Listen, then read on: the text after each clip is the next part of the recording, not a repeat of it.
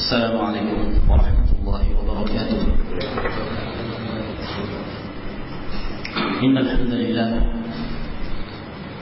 نحمده ونستعينه ونستغفره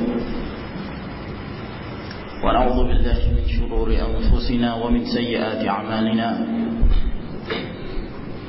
من يهده الله فلا مضل له ومن يضلل فلا هادي له. وأشهد أن لا إله إلا الله وحده لا شريك له وأشهد أن محمدا عبده ورسوله. يا أيها الذين آمنوا اتقوا الله حق تقاته ولا تموتن إلا وأنتم مسلمون. يا أيها الناس اتقوا ربكم الذي خلقكم من نفس واحدة وخلق منها زوجها وبث منهما رجالا كثيرا ونساء واتقوا الله الذي تساءلون به والأرحام إن الله كان عليكم رقيبا. يا أيها الذين آمنوا اتقوا الله وقولوا قولا سديدا يصلح لكم أعمالكم ويغفر لكم ذنوبكم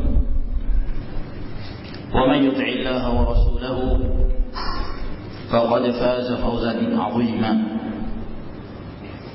أما بعد فإن خير الكلام كلام الله تبارك وتعالى وخير الهدي هدي محمد صلى الله عليه وعلى آله وسلم.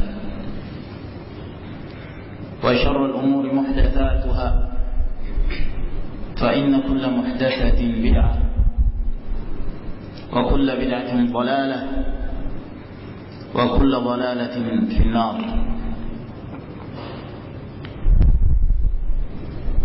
أيها الإخوة الكرام، alhamdulillah, senantiasa kita bersyukur atas limpahan rahmat yang Allah Subhanahu wa taala berikan kepada kita, atas segala nikmat yang kita rasakan, nikmat yang zahir, demikian pula nikmat yang batin.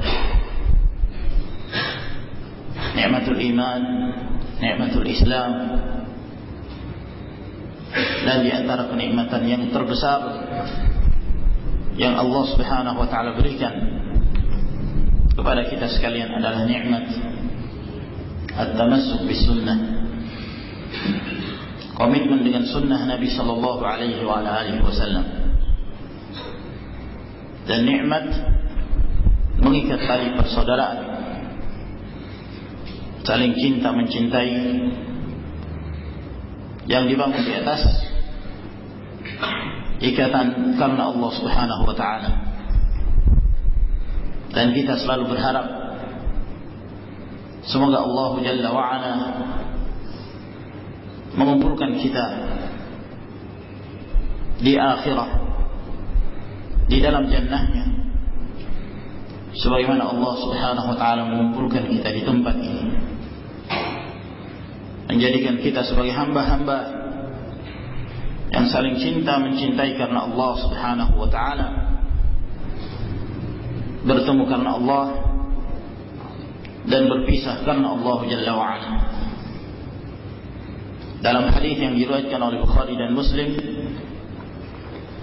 dari hadis Abu Hurairah radhiyallahu anhu, bahwa Nabi sallallahu alaihi wasallam bersabda, sab'atun yudhilluhumullah fi dhillihi yawma la dhilla illa dhilluh.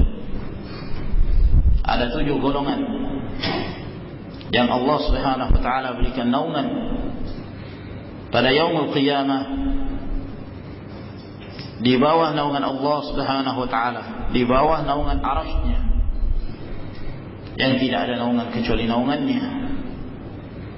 Satu di antara 7 golongan yang disebutkan oleh Rasulullah sallallahu alaihi wa alihi wasallam, wa rajulani tahabba fillah ijtama'a alaihi wa tafarraqa alaihi.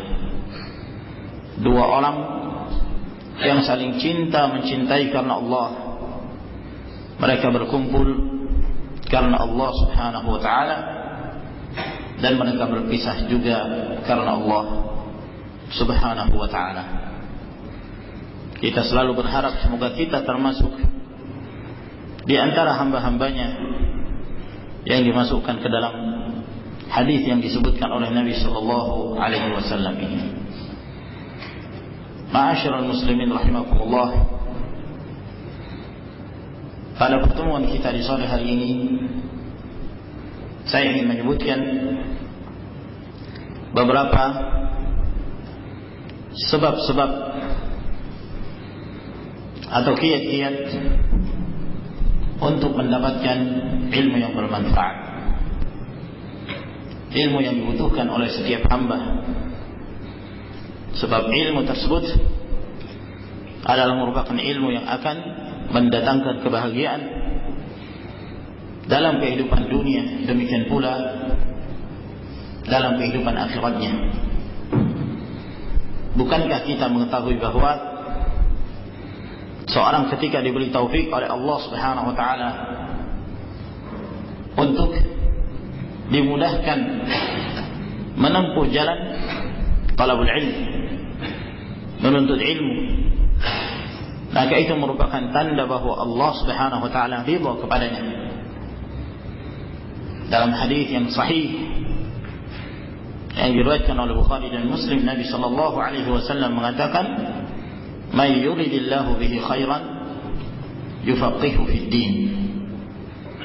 Siapakah yang Allah Subhanahu wa ta'ala berikan pada seorang kebaikan, maka Allah Subhanahu wa ta'ala menjadikannya sebagai orang yang memahami agamanya, sehingga dia memahami mana kebenaran dan mana kebatilan, mana yang hak, mana yang batil, dan dia memahami mana yang halal dan mana yang haram. Lalu kemudian dia berusaha untuk mengamalkan apa yang telah diketahui dari ilmu tersebut. Dan kita juga mengetahui bahwa menuntut ilmu adalah merupakan jalan yang akan memudahkan bagi seorang hamba untuk masuk ke dalam jannahnya, ke dalam surganya. Dalam hadis yang sahih yang diriwayatkan oleh Imam Muslim dari hadis Abu Hurairah radhiyallahu anhu, Rasulullah sallallahu alaihi wasallam bersabda, "Man salaka tariqan yaltamisu fihi ilman, sahhala Allahu lahu bihi tariqan ila al-jannah." Barang siapa yang menempuh satu jalan dengan tujuan untuk mendapatkan ilmu, maka Allah Subhanahu wa ta'ala akan memudahkan baginya jalan menuju syurga. Ketika seorang hamba dia bersungguh-sungguh untuk mendapatkan ilmu yang bermanfaat, lalu kemudian dia mengamalkan apa yang telah dia ketahui dari ilmu tersebut, sehingga Allah ridha kepadanya dan Allah cinta kepadanya. Dan jika Allah cinta kepada seorang hamba, tentu tidak ada tempat baginya kecuali tempat keridhaannya, yaitu jannah. Akan tetapi ma'asyiral muslimin rahimakumullah, kita melihat bahwa banyak dari kalangan kaum muslimin, bahkan dari para pegiat ilmu, mereka ingin mendapatkan ilmu, mereka ingin meraih ilmu tersebut, namun mereka tidak menempuh cara-caranya, tidak mengambil sebab-sebab untuk meraih ilmu yang bermanfaat itu. Seorang penyair mengatakan, "Tarjun najata walam tasluk masalika, inna safina la tajri ala al-yabasi." Engkau mengharapkan keselamatan, namun engkau tidak menempuh jalur-jalurnya. Sesungguhnya kapal itu tidak akan berlabuh di tempat yang kering. Maka apabila seorang hendak mendapatkan ilmu yang dia inginkan, maka tentu dia harus menempuh jalur-jalur untuk mendapatkan ilmu yang bermanfaat tersebut. Sebab ilmu itu adalah kemuliaan, ilmu itu adalah syaraf. Dan ketika ilmu ini dimiliki oleh seorang, maka orang itu pun akan menjadi orang yang mulia. Telah diriwayatkan dari Ali bin Abi Thalib radhiyallahu anhu, tatkala beliau menyampaikan wasiatnya kepada Kumail. Di antara wasiat yang disampaikan oleh Ali bin Abi Thalib radhiyallahu anhu, dia mengatakan, "Ihfaz ma aqulu laka. An-nasu thalatha. 'Alimun rabbani wa muta'allimun 'ala sabili najah wa hamajun ra'a atba'u kulli na'iq. Yamiluna ma'a kulli rih. Lam yastadhi'u bi nuril 'ilm wa lam yalja'u ila ruknin wathiq. Al-'ilmu khairun min al-mal. Al-'ilmu yahrusuka wa anta tahrusul mal." Kata Ali bin Abi Thalib radhiyallahu anhu kepada Kumail, "Ingatlah apa yang aku katakan kepadamu ini. Manusia itu terbagi menjadi 3 bagian. Yang pertama, seorang alim rabbani. Seorang alim rabbani telah sampai kepada tingkatan alim yang mendidik umat dengan kebaikan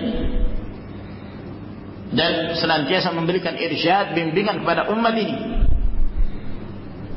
untuk mendekatkan mereka kepada Allah Subhanahu wa taala.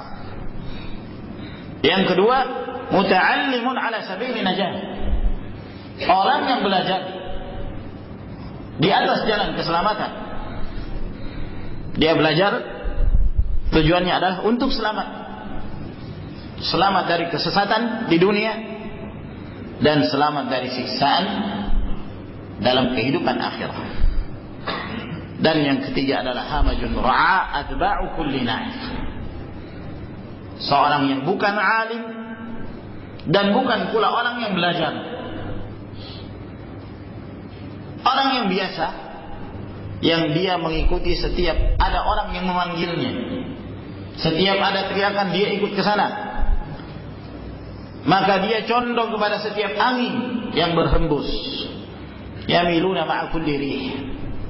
Dalam artian dia tidak punya prinsip dalam berislam, dia tidak punya akidah, namun dia mengikuti kebanyakan orang. Wa in tuti' aktsara man fil ardi yudhilluka an sabilillah. Apabila engkau mengikuti mayoritas orang ada di muka bumi ini, mereka akan menyesatkan kamu dari jalan Allah Subhanahu wa taala. Namun kelompok yang ketiga ini itu tidak punya pondasi, tidak punya asas, tidak punya akidah, maka dia mengikuti setiap ada orang memanggilnya. Lam yastadhi'u bi nuril 'ilm. Mereka ini orang-orang yang tidak mendapatkan penerangan ilmu. Walam yalja'u ila ruknin wathiq. Dan mereka tidak berlindung kepada tiang yang kokoh, yaitu ilmu yang bermanfaat. Lalu kata Ali bin Abi Thalib radhiyallahu anhu, "Al-ilmu khairun min al-mal." Ilmu itu lebih baik dari harta. Al-ilmu yahrusuka wa anta tahrusul mal. Kalau ilmu yang menjaga kamu, sedangkan harta kamu yang menjaganya dari pencuri, dari kehilangan. Tapi kalau ilmu, semakin kamu mempelajari ilmu tersebut, maka kamu semakin terjaga. Yang menjaga kamu itu adalah ilmu, yang dengannya kamu mengetahui antara yang halal dan yang haram. Dari sini menjelaskan kepada kita, ilmu itu sangat penting dimiliki oleh seorang muslim. Kalaupun dia tidak mampu menjadi kelompok yang pertama, alimun rabbani, minimal dia menjadi orang yang kedua. Kelompok yang kedua yaitu apa? Muta'allimun ala sabili najah, orang yang belajar, orang yang menuntut ilmu untuk mendapatkan jalan keselamatan. Jangan menjadi orang yang ketiga. Oleh karena itu penting bagi kita untuk mengetahui sebab-sebab bagaimana caranya seorang muslim mendapatkan ilmu tersebut.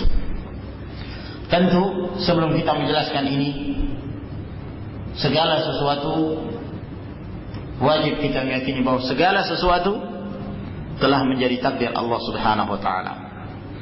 Orang yang ditakdirkan jahil tetap saja jahil.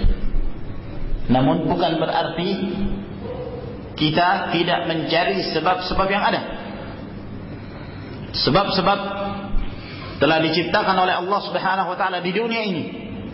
Segala sesuatu ada sebabnya.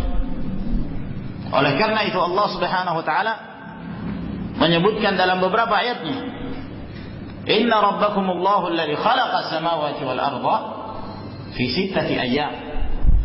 Sesungguhnya Allah Subhanahu wa taala, Rabb kalian, menciptakan langit dan bumi ini dalam tempo 6 hari.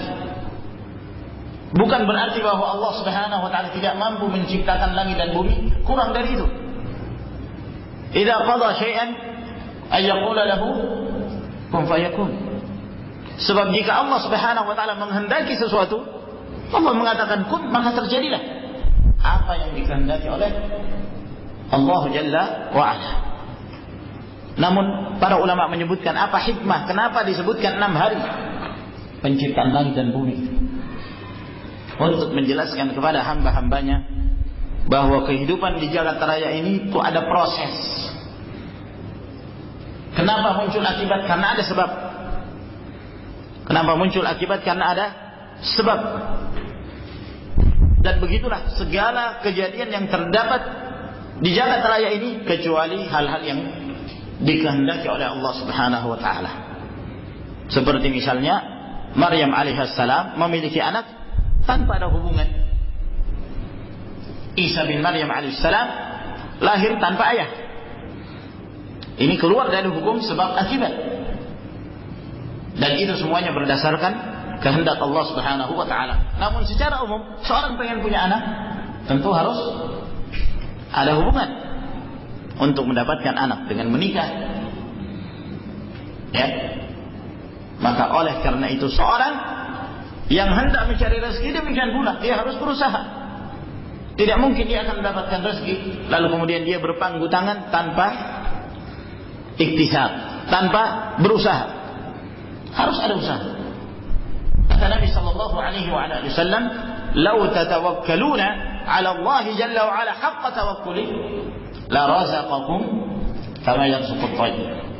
Taghdu khimasan wa taruhu bitana." Kalaulah kalian bertawakal kepada Allah Subhanahu wa taala dengan sebenar-benarnya tawakal, niscaya Allah akan berikan rezeki kepada kalian sebagaimana Allah memberikan rezeki kepada burung. Apa yang dilakukan burung ini? Di pagi hari dia keluar meninggalkan sarangnya, dan di sore hari dia kembali dalam keadaan perutnya telah berisi makanan. Berarti kan dia keluar, dia mencari sebab, dia tidak tinggal di sarangnya kemudian kenyang dengan sendirinya. Maka demikian pula ma'asyiral ikhwah rahimakumullah, seorang hendak mendapatkan ilmu, ingin meraih ilmu, harus mencari sebab-sebab. Ada turuq tahsil ilm, jalur-jalur untuk mendapatkan ilmu tersebut. Lalu apa saja sebab-sebab yang sebaiknya ditempuh oleh seorang muslim untuk meraih ilmu yang bermanfaat tersebut? Telah diriwayatkan dari para ulama, ada sebuah syair, yang syair ini terkumpul pada 2 bait yang di sana disebutkan sebab-sebab untuk mendapatkan ilmu. Dan syair ini ada yang menisbatkannya kepada Al-Imam Syafi'i, Muhammad bin Idris rahimahullah ta'ala. Dan sebagian juga menyebutkan, dan itu disebutkan dalam beberapa kitab seperti Al-Wafi wal Wafayat, Al-Wafi bil Wafayat, diriwayatkan atau dinisbatkan syair ini kepada Abul Ma'ali Al-Juwaini, Imamul Haramain, rahimahullahu taala. Walhasil, yang mana kebenarannya, apakah ini dari Al-Imam Syafi'i pertama kali ataukah dari Abul Ma'ali? Yang jelas kandungan dari bait syair ini telah diterima oleh para ulama. Mereka membenarkannya. Disebutkan dalam bait syair tersebut, "Akhi, lan tanala al-ilma illa bi sittatin. Sa'unabbi'uka an ta'wiliha bi bayan. Dzaka'un wa hirsun wa ijtihadun wa bulghatun wa suhbatu ustadin wa tulu zaman." Disebutkan dalam beberapa riwayat yang lain ada redaksi yang agak berbeda. Seperti ijtihadun diganti dengan istibar. Sebagian lain disebutkan iftiqarun, dzaka'un wa hirsun wa iftiqarun wa bulghatun wa suhbatu ustadin. Sebagian disebutkan wa irsyadu ustadin wa tulu zaman. Maka pada dua bacaan ini disebutkan 6 sebab untuk mendapatkan ilmu. Disebutkan, "Akhi, wahai saudaraku, lan tanala al-ilma illa bi sittatin." Engkau tidak akan bisa mendapatkan ilmu kecuali dengan 6 hal. Dengan 6 hal. Dan aku akan menyampaikannya kepadamu dengan penjelasannya. Sa'unabbi'uka an ta'wiliha bi bayan. Yang pertama kata beliau, zaka'un. Zaka'. Yang dimaksud zaka' adalah kecerdasan. Tentu seorang yang hendak mendapatkan ilmu harus disertai dengan zaka'. Meskipun kita mengetahui bahwa zakat itu adalah merupakan pemberian dari Allah Subhanahu wa taala, anugerah yang Allah Subhanahu wa taala berikan pada siapa yang Allah kehendaki dari hamba-hambanya. Namun bukan berarti zakat itu tidak bisa diasah. Sebagaimana kita sebutkan tadi, harus ada usaha. Ya, bisa menjadi sesuatu yang sifatnya iktisabi. Ada seorang memang pemberian dari Allah Subhanahu wa taala. Dia hanya mendengarkan sekali ilmu, dia langsung menghafalnya. Namun tidak semua orang demikian.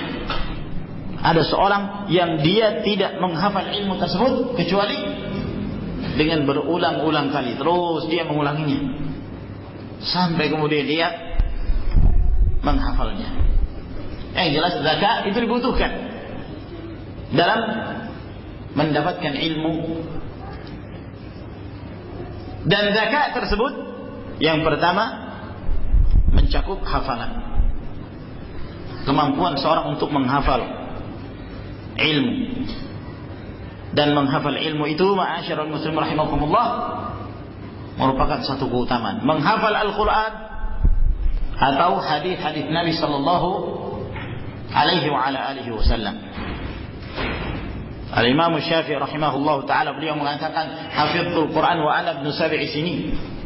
Saya sudah menghafal Al-Quran Karim, umur saya ketika itu baru 7 tahun.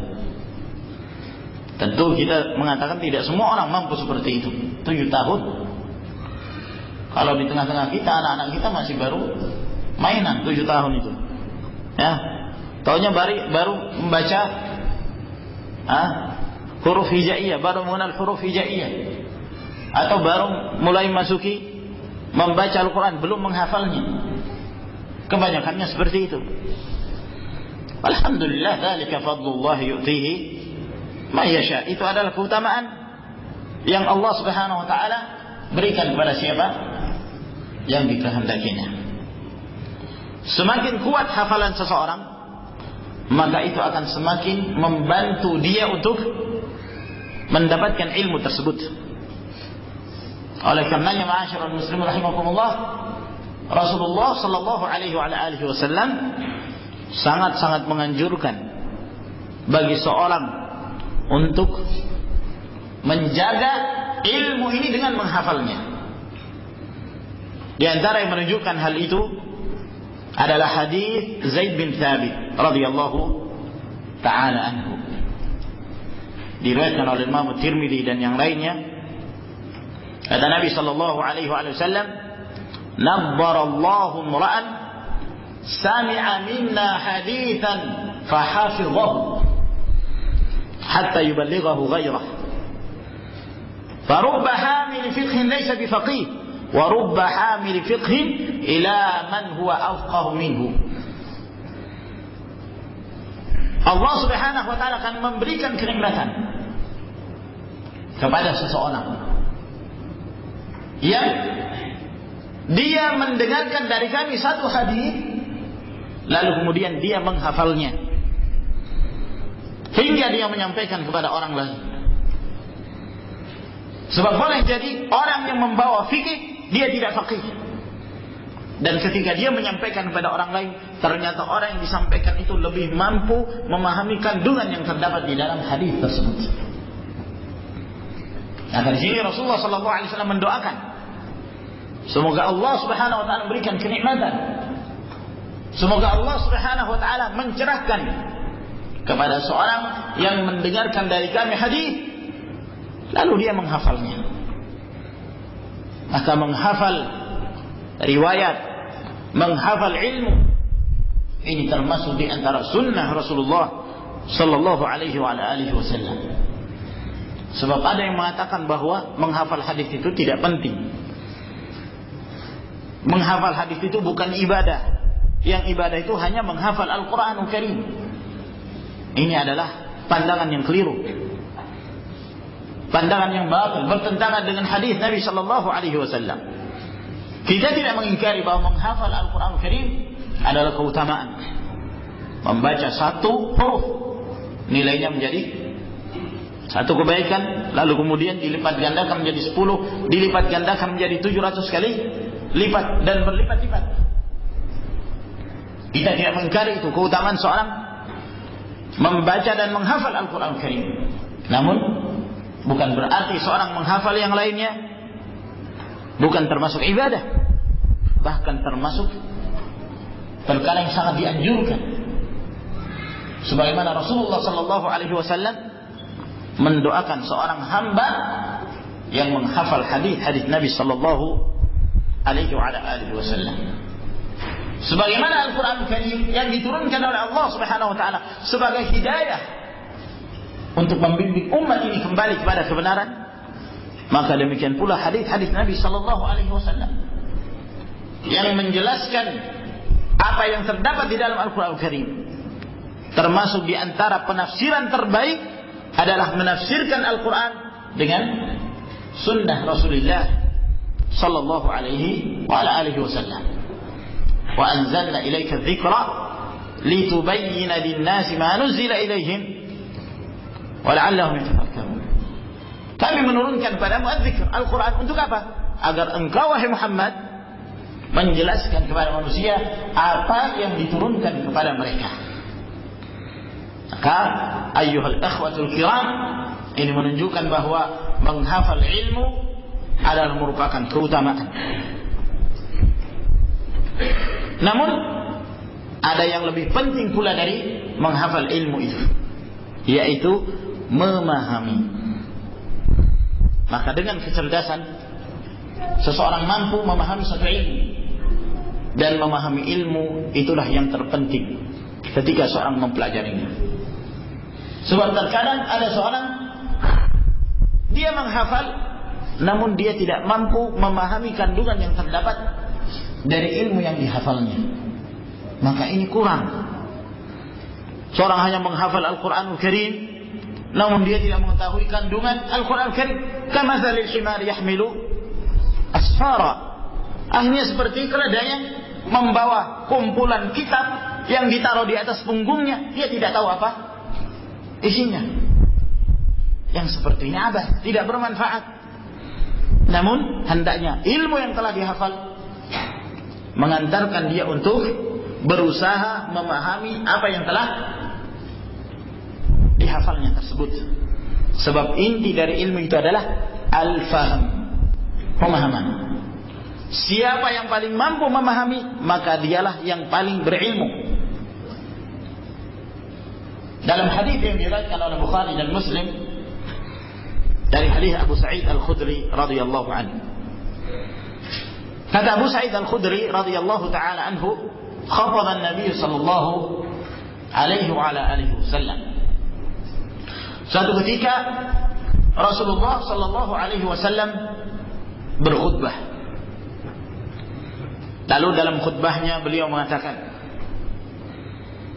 Inna Allah subhanahu wa ta'ala khayyara 'abdan baina ad-dunya wa baina ma 'indahu fakhtara ma 'inda Allah.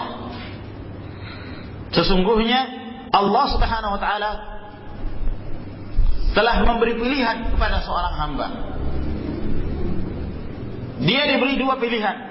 Apakah dia memilih dunia atau memilih apa yang ada di sisi Allah subhanahu wa ta'ala. Lalu ternyata hamba itu memilih apa yang ada di sisi Allah subhanahu wa ta'ala. Ketika Nabi sallallahu alaihi wasallam menyampaikan ini, itu para sahabat yang hadir, mereka semuanya mendengarkan. Tapi tidak ada seorang pun yang ketika itu mendengarkan ucapan Nabi sallallahu alaihi wasallam ini yang menangis, kecuali Abu Bakar As-Siddiq radhiyallahu anhu.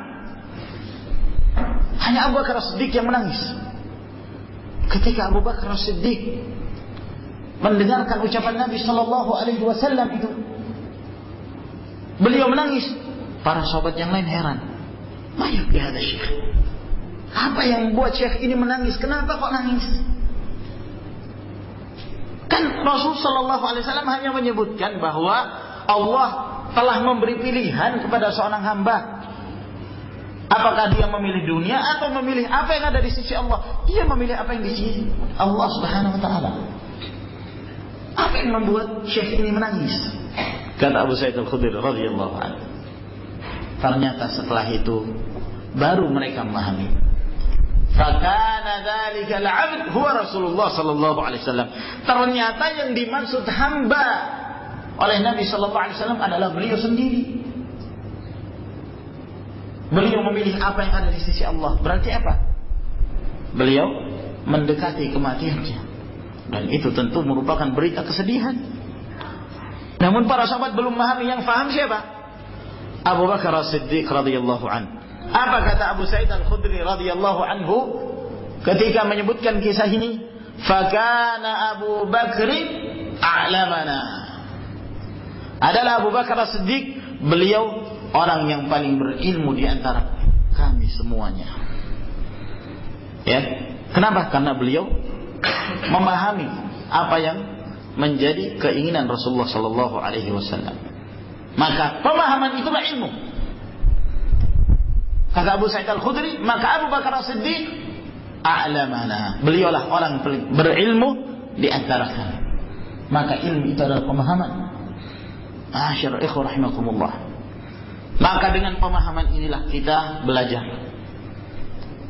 Jangan kemudian seorang mengambil pelajaran ini, pelajaran itu, tamat kitab ini, tamat kitab itu, tapi kemudian dia tidak memahami isi kitab.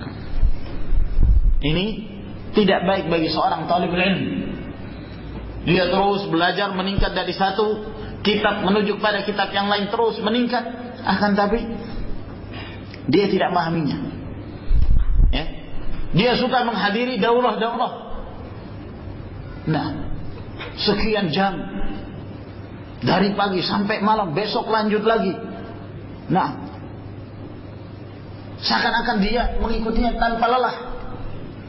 Ketika ditanya, apa kesimpulan dari daurah tersebut? Jawabannya apa? Masya Allah, ustadznya top. Ustadznya pintar, hebat. Dan terus kamu faedahnya apa? Aduh, saya bingung ya, pelajarannya susah betul. Kenapa? Mungkin karena bukan levelnya, bukan tingkatannya bagi dia. Dia belum mempelajari yang di bawah, yang dasar, langsung melangkah ke yang berikutnya, sehingga menyulitkan dia untuk pahami pelajaran tersebut. Maka ilmu itu adalah pemahaman. Ma'asyiral ikhwah rahimakumullah. Belajar sedikit demi sedikit. Kadang-kadang ada sebagian para penuntut ilmu, kalau mereka mendengarkan ada muhadharah, ada ceramah, atau ada daurah, pelajarannya apa? Pelajarannya pembagian tauhid. Wah, pembagian tauhid terus katanya.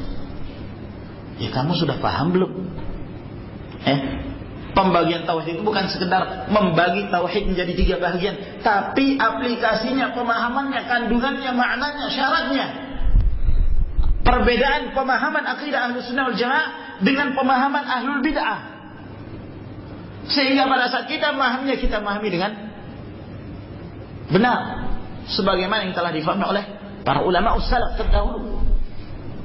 Kata Imam Syafi'i rahimahullah taala, amanna billah wa bima ja'anillah ala muradillah wa amanna bi rasulillah wa bima ja'an rasulillah ala muradi rasulillah. Kami beriman kepada Allah dan apa saja yang datang dari Allah berdasarkan kehendak Allah Subhanahu wa taala. Kami beriman kepada Rasulullah, apa saja yang datang dari Rasulullah berdasarkan kehendak dan maksud Rasulullah sallallahu alaihi wasallam. Begitulah cara kita memahami nas yang datang di dalam syariat ini. Sehingga ma'asyiral muslimin rahimakumullah, dibutuhkan pemahaman. Tidak mampu memahami ilmu yang tinggi, pelajari dulu yang dasar-dasar. Ya, melangkah sedikit demi sedikit. Seorang belajar ilmu nahwu misalnya, jangan malu untuk belajar kitab yang paling rendah. Lalu kemudian dia mempelajari kitab yang tinggi, sementara yang dasar dia belum memahaminya. Oleh karena itu, ciri-ciri seorang alim rabbani yang disebutkan oleh Al-Imam Al-Bukhari rahimahullah ta'ala dalam sahihnya, humul ladzina yu'allimuna an-nasa sighar al-ilmi qabla kibarihi. Seorang alim rabbani adalah yang mengajarkan ilmu kepada manusia, ilmu yang dasar terlebih dahulu sebelum ilmu yang besar. Ilmu yang dasar. Ma'asyiral muslimin rahimakumullah. Maka ini penting sekali. Pahami apa yang kita pelajari. Nah, gimana cara memahaminya? Banyak cara. Kalau kita punya hafalan yang kuat, hafal. Ya. Meskipun tentu kita menyadari hafalan kita, terkhusus kita hidup di lingkungan yang seperti ini, tidak seperti hafalannya para ulama dahulu. Hafalan para ulama dahulu, di antara mereka itu kalau masuk pasar takut, mereka menutup telinga mereka. Kenapa? Khawatir mendengarkan sesuatu lalu mereka menghafalnya, lalu masuk ke dalam hatinya, bisa merusak. Sekali mereka dengarkan, mereka langsung menghafal. Rahimahumullah ta'ala. Ini para ulama salaf. Lah kita sudah sekian ceramah, sudah sekian daurah, mungkin sampai sekarang kita belum menghafalnya. Kalau hafalan kita lemah, maka usahakan cari jalur yang lain, menulis. Nah, setelah kita menulis, mencatat, tentu kita akan selalu mengulang-ulangi apa yang kita baca itu. Jangan setelah kita menulis sudah disimpan, sampai tua, sampai menahun. Ya, kata istrinya, ini sudah lama nggak pernah dibuka. Gimana? Dibakar aja? Dibakar aja sudah. Nah, nulis gitu lagi, disimpan lagi di lemarinya, nggak pernah dibuka. Nah, ini keliru juga yang seperti ini. Tujuan dari menulis itu adalah untuk mengulangi apa yang sudah dia pelajari atau diajarkan kepada keluarganya. Pelajaran yang sering diulang-ulangi, ma'asyiral muslimin rahimakumullah, tentu akan melekat. Sama halnya seorang seringnya mengulang-ulangi bacaan Al-Fatihah. Semakin seringnya dia membaca, maka semakin melekat bacaan Al-Fatihah, sehingga dia membaca di luar kepala. Maka demikian pula ma'asyiral rahimakumullah, ilmu. Semakin sering kita mengulangi ilmu tersebut, maka semakin melekat pada diri kita. Maka ini yang pertama, zakaun. Kemudian yang kedua, wahirsun. Ya, hirs. Yang dimaksud dengan hirs adalah semangat yang kuat. Semangat yang kuat. Ini berusaha untuk mendapatkan ilmu tersebut. Hirsu. Dan al-hirsu, semangat untuk mendapatkan ilmu, ini juga termasuk di antara amalan ibadah yang dianjurkan oleh Nabi sallallahu alaihi wasallam. Terlebih ini adalah ilmu yang bermanfaat, maka kita dianjurkan untuk meraihnya. Semangat untuk mendapatkannya dengan cara-cara yang disyariatkan. Dalam hadis yang diriwayatkan oleh Imam Muslim dari hadis Abu Hurairah, kata Nabi sallallahu alaihi wasallam, "Ihris ala ma yanfa'uka wasta'in billah wa la ta'jazan." Bersemangatlah kamu untuk meraih apa yang bermanfaat bagimu, dan engkau hendaknya meminta pertolongan kepada Allah dan jangan bermalas-malasan. Jadi dibutuhkan semangat bagi seorang untuk menuntut ilmu. Gimana cara menumbuhkan semangat pada diri kita? Caranya adalah cintai ilmu itu. Cintai ilmu yang kita pelajari. Seorang tidak akan mungkin timbul semangat pada dirinya selama dia tidak mencintai ilmu. Ya. Sebagaimana halnya seorang mengejar dunia disebabkan karena dia cinta kepada dunia itu. Kenapa seorang di antara manusia luar biasa dalam hal mencari dunia? Bahkan di antara mereka dengan cara apapun, yang penting dia mendapatkan dunia itu. Kenapa? Karena dia cinta kepada dunia itu, sehingga dia rela untuk menjadi hamba dunia. Ini tentunya dalam hal yang negatif. Seorang yang mencari harta, lalu kemudian dia rakus untuk mendapatkan harta tersebut, sehingga dia menjadi hamba dunia karena dia cinta kepada harta itu. Itu adalah fitnah. Itu adalah penyimpangan. Likulli ummati fitnah wa fitnatu ummatil mal. Setiap umat itu ada ujiannya. Ujian yang menimpa umatku ini dalam urusan harta. Maka demikian pula dalam hal ilmu, ma'asyiral rahimakumullah. Kalau mereka mampu dalam perkara-perkara yang sifatnya negatif, mereka cinta kepada hal-hal tersebut. Kenapa kita sebagai seorang talibul ilm, sebagai seorang penuntut ilmu, tidak mencintai ilmu tersebut dan tidak berusaha untuk meraihnya? Berusaha. Seorang kalau mencintai ilmu itu, ketika ada satu permasalahan muncul, maka dia tidak bisa istirahat kecuali sampai dia mendapatkan jawaban dari apa yang dia cari. Makanya dalam hadis yang diriwayatkan oleh Al-Bazzar dari Ibnu Abbas radhiyallahu anhu, juga diriwayatkan dari Anas bin Malik, bahwa Nabi sallallahu alaihi wasallam mengatakan, manhumani la yashba'an. Manhuman la yashba'an, talibu dunya wa talibu ilm. Ada dua hal yang itu merupakan nahmah. Kata para ulama, yang dimaksud nahmah adalah sesuatu keinginan, ya, sesuatu keinginan yang dia tidak bisa menolaknya. Itu nahmah. Kata Nabi SAW, manhuman, ada dua yang namanya nahmah, sesuatu yang tidak bisa membuat orang itu kenyang, tidak bisa membuat orang itu puas. Dia akan terus mencari, dia akan terus mencari. Itu ada dua. Yang pertama, talibu dunia, orang yang mencari dunia. Kadang-kadang kita mendengarkan seorang, masya Allah, orang ini harta kekayaan melimpah ruah, di mana-mana harta. Tapi kalau kita melihat, luar biasa semangatnya dia mencari dunia. Seakan-akan dia mencari dunia tiada hentinya. Terus dia berusaha untuk mengejar dunia itu. Ya. Si fulan tercatat termasuk di antara deretan orang kaya di dunia, paling kaya raya. Tapi kalau melihat, subhanallah, tidak berhenti dia mencari dunia.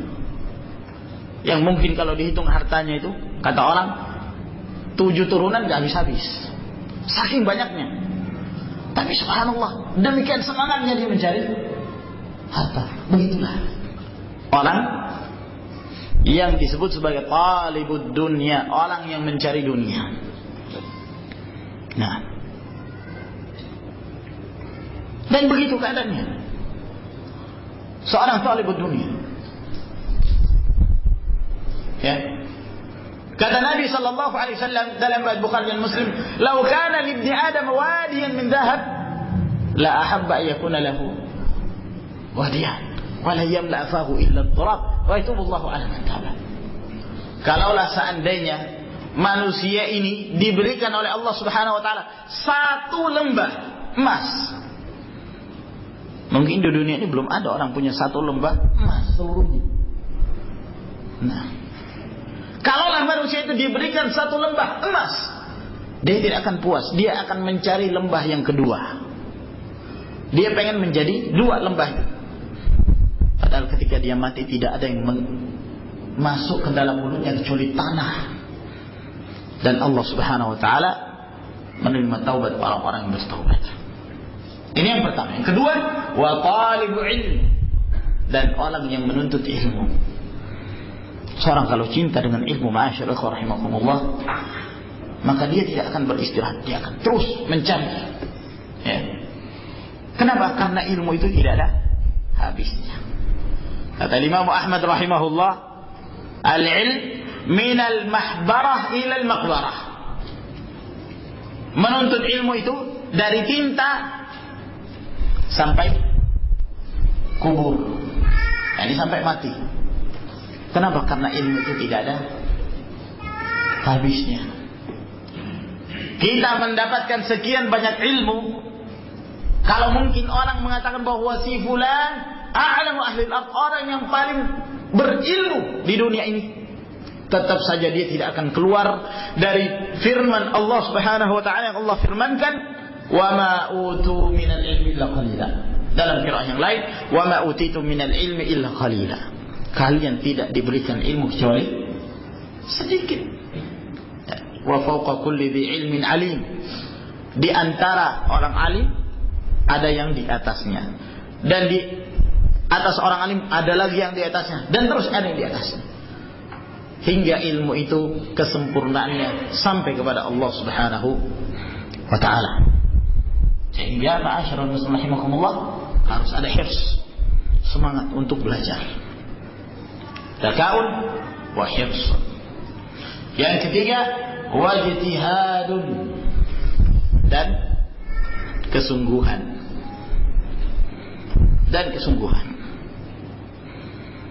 Sebab seorang yang menempuh jalur talabul ilm, tentu dia pasti akan menemui berbagai macam kesulitan, berbagai macam godaan. Maka dibutuhkan kesungguhan. Dalam riwayat yang lain dari bait syair ini disebutkan wastibarun, dan kesabaran yang kuat. Nah, kesungguhan dan kesabaran. Salah seorang ahli nahwu yang beliau bernama Ibnu Hisham, beliau mengatakan dalam syairnya, wa man yastabir lil ilmi yadhfar bin ilmi, wa man yaqtab al hasna yasbir ala al badli, wa man lam yudhill an nafsa fi talab al ula yasiran ya'ish dahran tawilan akhadul li. Kata beliau, barang siapa yang bersabar untuk mendapatkan ilmu, maka dia akan mendapatkan kemenangan dengan meraih ilmu tersebut. Sebagaimana orang yang hendak mencari seorang wanita yang cantik, kata beliau, maka dia akan rela berkorban dengan hartanya demi untuk mendapatkan wanita yang cantik tersebut untuk menjadi istrinya. Dia akan berusaha mencari jalur apa saja, yang penting dia mendapatkannya. Maka demikian pula ilmu. Seorang yang mendapatkan ilmu, maka dia akan berusaha dan penuh kesabaran untuk meraihnya. Wa man lam yudhillan nafsa fi talabil ula, dan barang siapa yang tidak merendahkan dirinya untuk mendapatkan, mencari sebuah keutamaan, meskipun itu sedikit, ya'ish dahran tawilan akha dhulli, maka dia akan hidup sepanjang masa, dia akan bersaudara dengan kehinaan. Artinya seorang seperti yang disebutkan dalam salah satu pepatah Indonesia. Apa itu? Bersakit-sakit dahulu, berakit-rakit ke hulu, berenang-renang ke tepian. Bersakit-sakit dahulu, bersenang-senang kemudian. Sabar. Butuh kesabaran dalam menuntut ilmu. Sampai kapan dia? Sampai seterusnya. Butuh kesabaran. Sampai kemudian dia berhasil mendapatkan ilmu yang dia tuntut itu. Nah, kata Ibnul Jauzi rahimahullah, dan tentu para ulama, mereka adalah orang-orang yang sudah berpengalaman dalam hal ini. Mereka lah yang merasakannya, mereka lah yang mengetahuinya. Gimana sulitnya seorang mendapatkan ilmu. Jangan kemudian seorang menyangka bahwa ketika dia mengikuti muhadharah ba'da al-asr, keluar sudah menjadi alim. Jangan kemudian ketika dia mengikuti daurah seharian dari pagi sampai malam dia duduk, kemudian keluar sudah menjadi alim. Oh, ini halal, ini haram, ini bid'ah, ini sunnah, dan seterusnya, seenaknya berfatwa. Lah, ilmu itu dibutuhkan kesabaran untuk menuntutnya. Nah, kata Ibnul Jauzi rahimahullah, ta'ammaltu ajaban anna kulla syai'in nafisin khatirun yatulu turuq wa yakthuru at-ta'abu fi tahsilihi. Aku memperhatikan dengan penuh keheranan. Aku mendapati bahwa segala sesuatu yang berharga, yang bernilai, itu pasti jalurnya lama, panjang. Jalurnya panjang. Dan demikian sulitnya seseorang untuk mendapatkannya, meraihnya. Sulit. Ma'asyar ikhwan rahimakumullah. Maka dibutuhkan ijtihad. Man jadda wajada. Siapa yang bersungguh-sungguh, maka dia akan mendapatkannya. Nah ini ma'asyar ikhwah rahimakumullah, dibutuhkan kesungguhan. Ini yang ketiga. Yang keempat, wa bulghatu. Yang dimaksud bulghah ay asy-syai'u alladhi yuballighuhu ila al-'ilm. Sesuatu yang dapat menyampaikan dia kepada ilmu. Sesuatu yang dapat menyampaikan dia kepada ilmu. Yaitu apa? Materi. Ya.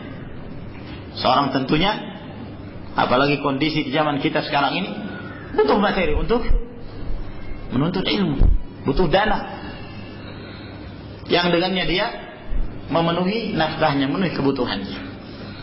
Nah, alhamdulillah kalau misalnya di sebuah tempat ada markaz, ada ma'had yang gratis, masya Allah. Ini tentu merupakan satu kenikmatan yang Allah Subhanahu wa taala berikan, dan begitulah seharusnya. Harus ada ta'awun antara tulabul ilm dengan ashabul amwal. Orang-orang yang punya harta, mereka sibuk mencari hartanya, namun mereka juga beribadah kepada Allah Subhanahu wa taala. Mereka punya kelebihan harta, hendaknya mereka melihat, mereka berusaha untuk memperjuangkan Islam dari sisi mana? Dari sisi memberikan fasilitas kepada para tulabul ilm, orang-orang menuntut ilmu. Dilihat si fulan, masya Allah, punya semangat, tapi tidak punya bulghah, tidak memiliki harta untuk menuntut ilmu. Nah, maka harus ada ta'awun. Ada seorang sahabat, dia datang kepada Rasul sallallahu alaihi wasallam.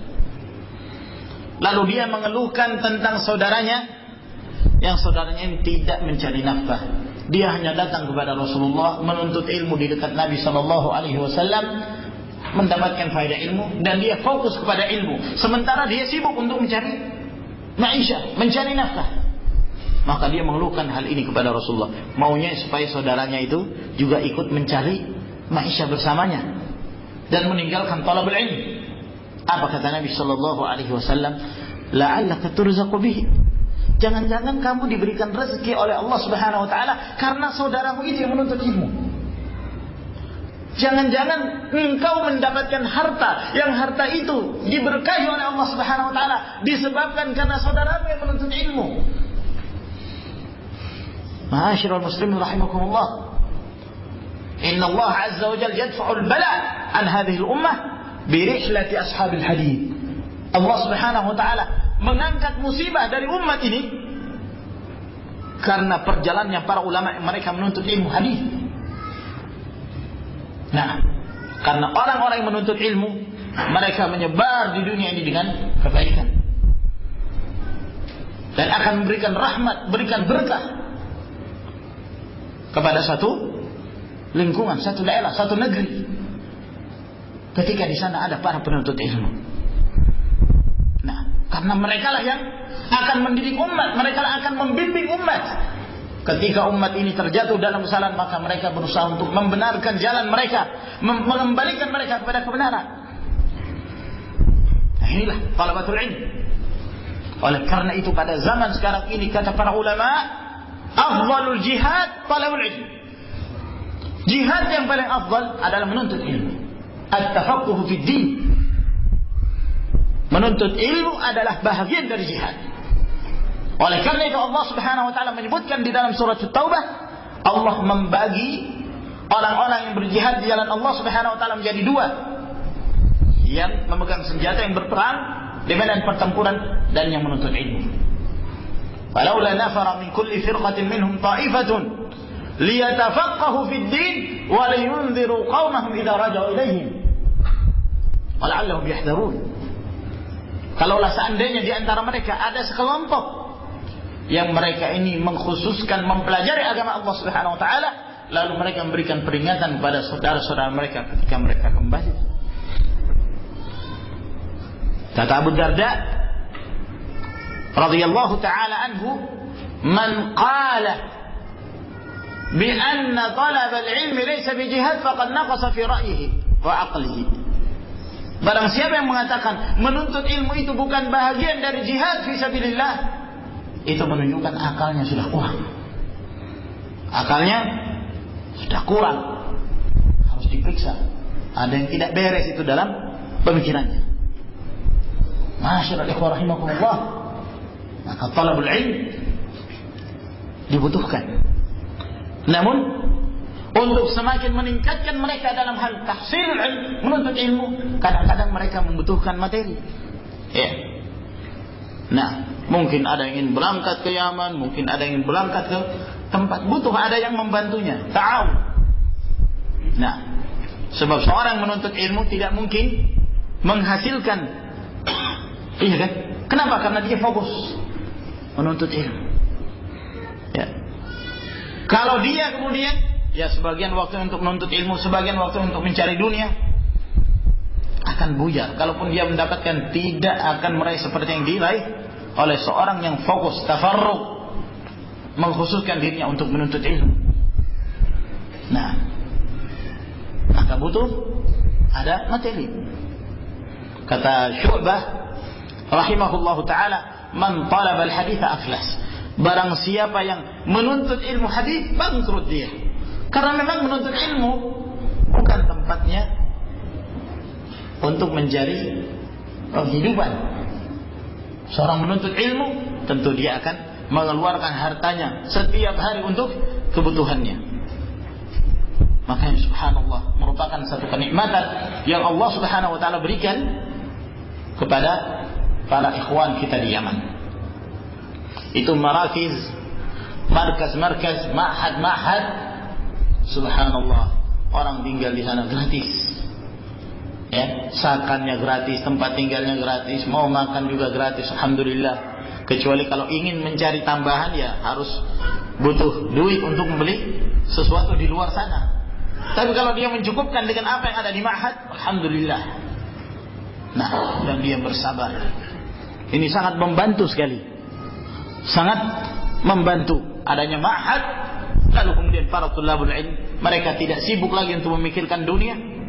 lalu di sana ada para ikhwan yang mereka sibuk mencari harta, lalu kemudian menghendaki hartanya diridhai Allah dan mendapatkan berkah, maka mereka pun memberi bantuan kepada para thalabatul ilm. Sehingga seorang menuntut ilmu, dia fokus dengan ilmunya, terus dia belajar, dan ini akan memberikan manfaat. Ini akan memberikan manfaat. Ini ma'asyiral ikhwah rahimakumullah, dibutuhkan adanya bulughah. Kemudian yang ke berapa? Kok ketiga?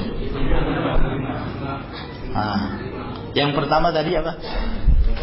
Zakat. Yang kedua hirsun. Yang ketiga ijtihad. Yang keempat bulughah. Yang kelima suhbatul ustad. Harus ditemani oleh ustadznya. Harus ada bimbingan. Ya. Oleh karena itu seorang ketika dia menuntut ilmu, yang paling pertama dia perhatikan dengan siapa dia belajar. Siapa itu ustadznya? Siapa itu gurunya? Jangan sampai dia salah alamat. Apa kata Muhammad Nusiri rahimahullah ta'ala? Inna hadzal ilma dinun fanzuru amman ta'khuduna dinakum. Ilmu ini adalah agama. Perhatikan dari mana kalian mengambil agama kalian. Maka yang pertama kali lihat, ya. Oleh karena itu merupakan satu kekeliruan seorang belajar otodidak. Istilahnya dia belajar sendiri. Wah, ngapain saya harus datang menghadiri majelis para ulama? Ngapain? Kenapa? Ya sudah, di rumah saya semuanya ada. Sahih Bukhari ada, Sahih Muslim ada, Sunan Tirmidzi ada, Sunan Abi Daud ada, semuanya ada, lengkap sudah. Ngapain lagi keluar? Ilmu semuanya ada dalam rumah saya, katanya. Akhirnya dia terus otodidak, dia membaca sendiri, menyimpulkan sendiri, mengeluarkan faedah sendiri tanpa ada bimbingan. La haula wala quwwata illa billah. Kata para ulama, man kana syaikhuhu kitabah khata'uhu aktsar min sawabihi.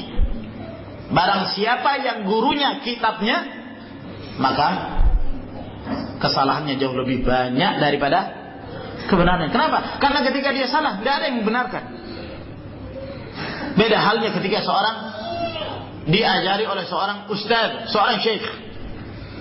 Nah, yang namanya seorang guru, apalagi dia seorang syekh, seorang alim, faedah yang mungkin kalau kita cari sendiri membutuhkan sekian lama waktu, maka syekh ini meringkas jalan untuk kita, sehingga kita menerimanya sudah dalam keadaan instan. Nah, ya, ini yang disampaikan oleh guru. Ini kesimpulannya. Hadis ini dhaif misalnya. Kenapa? Dalam sanadnya ada bulan. Kalau kita mencari sendiri, luar biasa, membutuhkan waktu yang lama.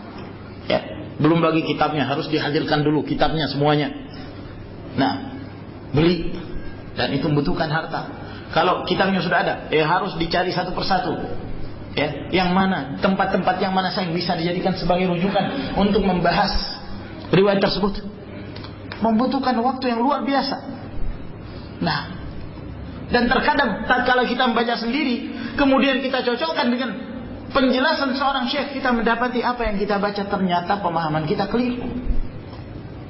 Apalagi sebagian mereka yang merasa seustad tidak mengetahui bahasa Arab.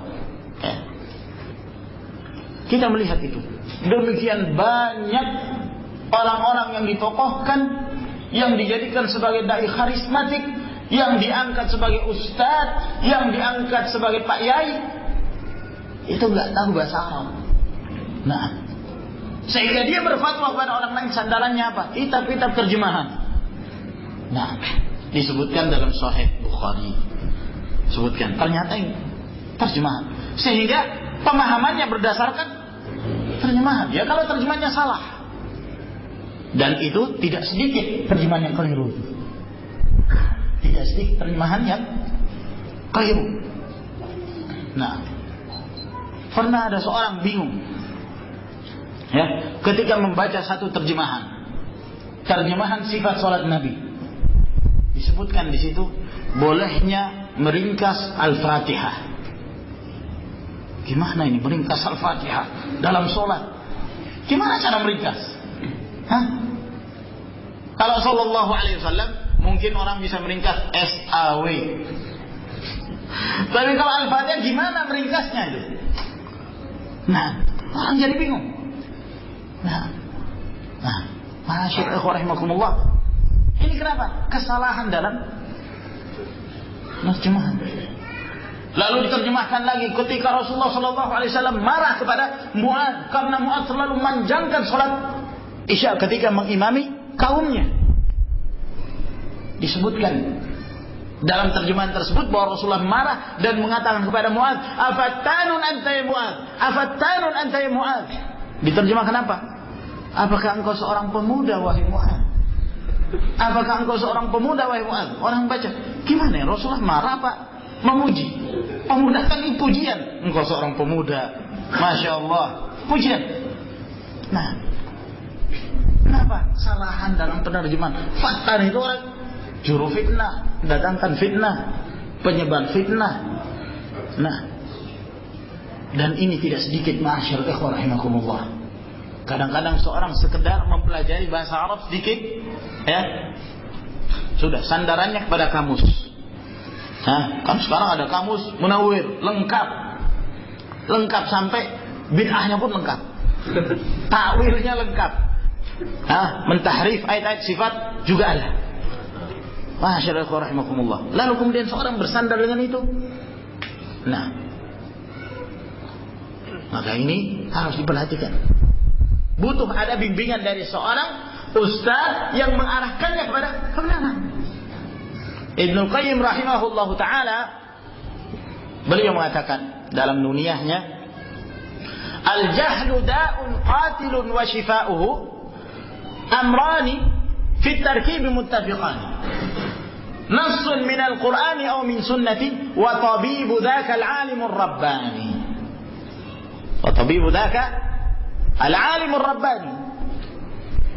Kejahilan itu, kebodohan itu adalah penyakit kronis yang membunuh, dan obatnya adalah wasyifa'uhu, obatnya adalah dua hal yang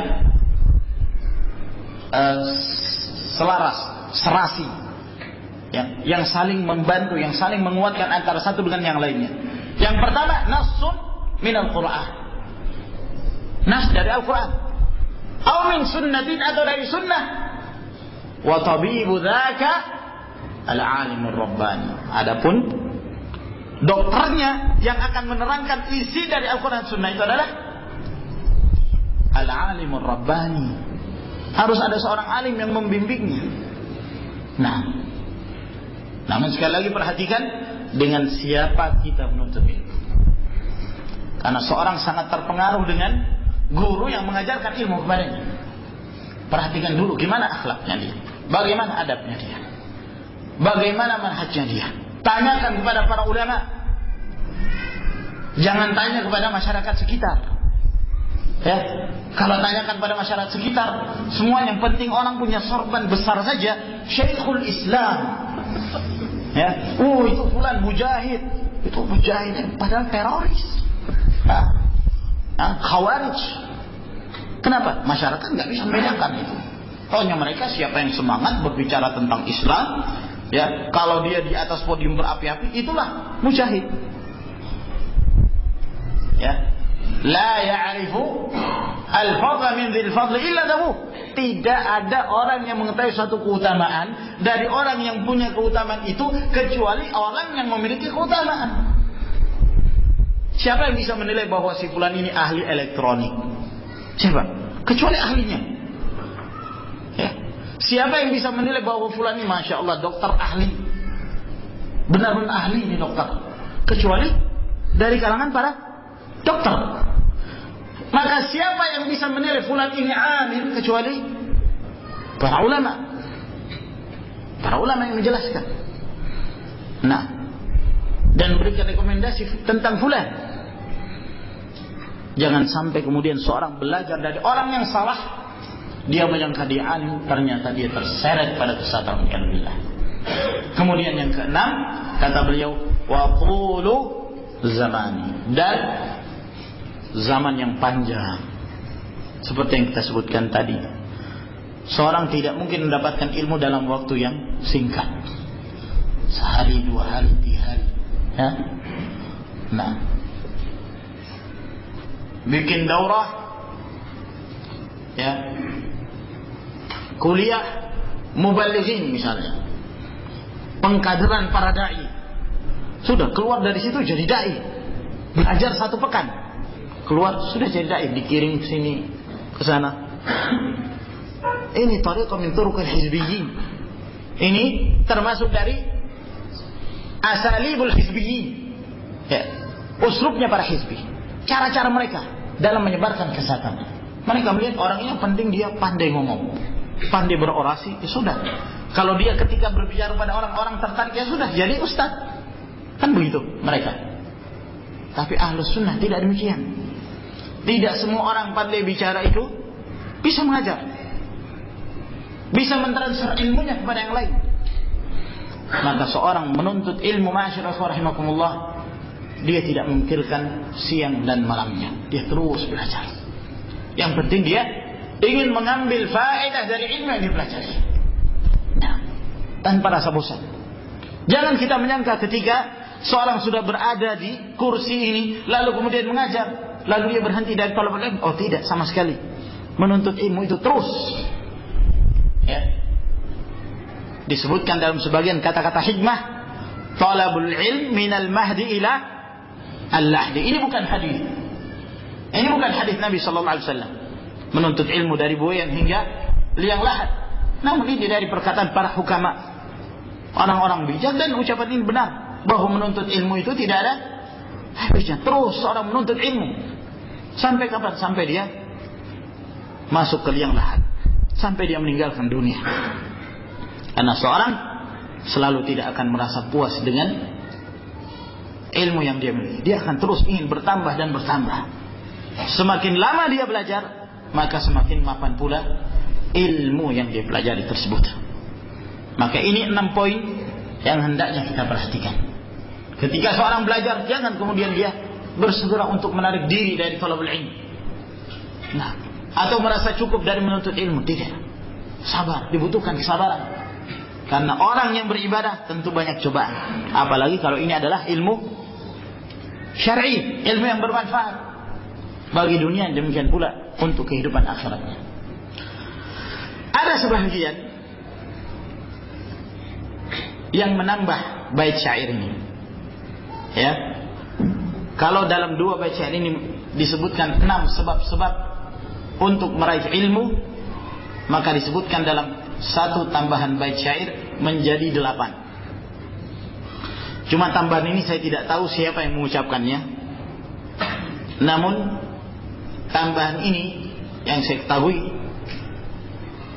ketika Syekh Muqbil rahimahullah ta'ala masih hidup di markaznya, lalu beliau menyebutkan ini 2 bait syair ini.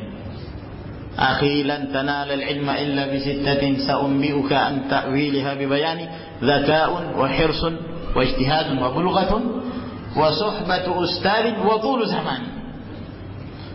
Ada seorang syekh di situ, orang tua, ya.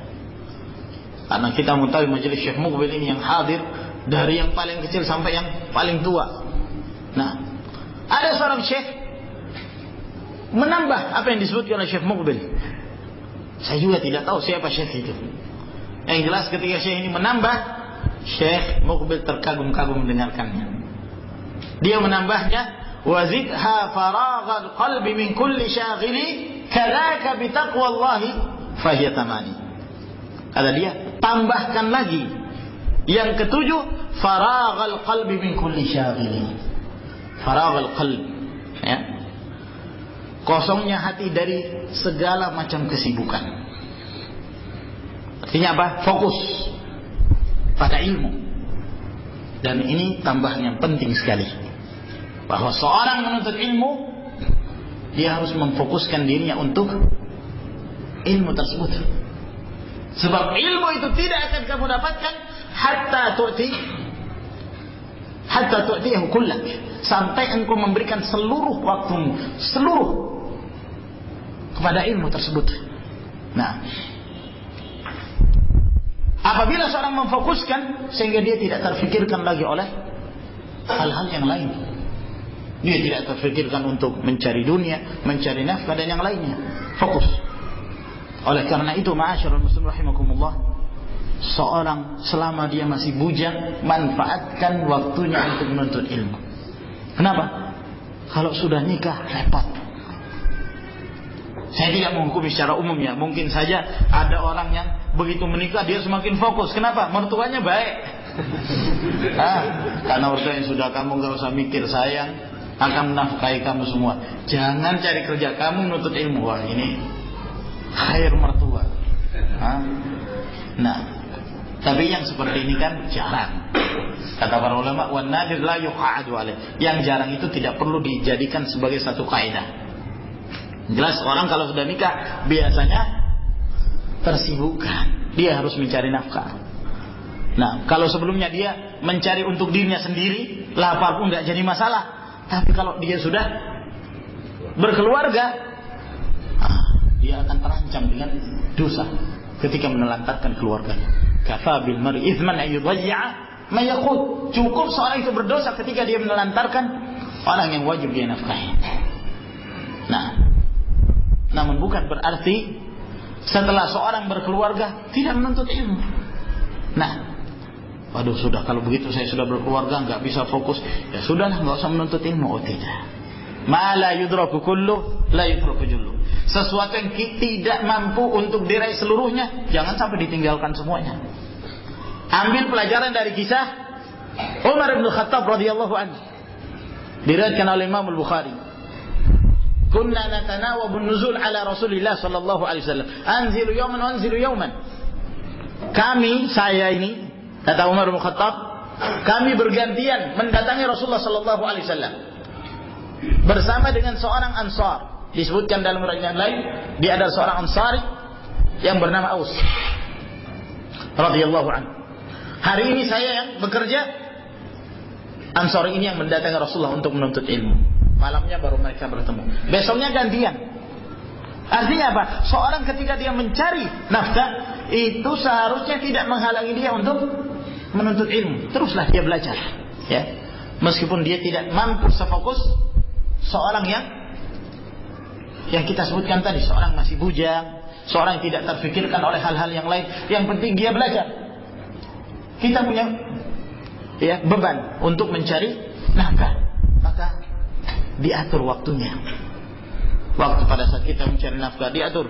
Dari jam sekian sampai sore, misal jam 5, malam khusus menuntut ilmu. Nah, meskipun waktunya sedikit, 1 jam, tapi kalau menjadi satu yang istimrariyah, berkesinambungan, maka itu menjadi satu amalan yang mulia. Kana ahabbul amali ila Allah adwamuhu inqal. Amalan yang paling dicintai Allah Subhanahu wa taala adalah yang berkesinambungan meskipun itu sedikit. Jadi sedikit demi sedikit.